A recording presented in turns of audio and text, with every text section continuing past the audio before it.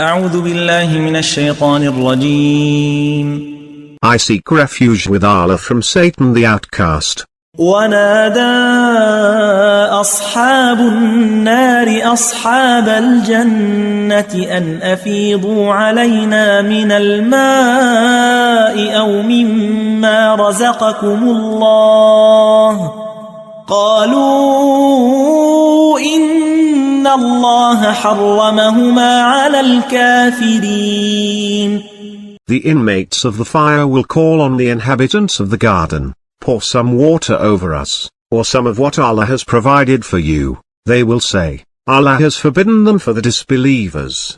الذين اتخذوا دينهم لهوا ولعبا وغرتهم الحياة الدنيا فاليوم ننساهم كما نسوا لقاء يومهم هذا وما كانوا بآياتنا يجحدون.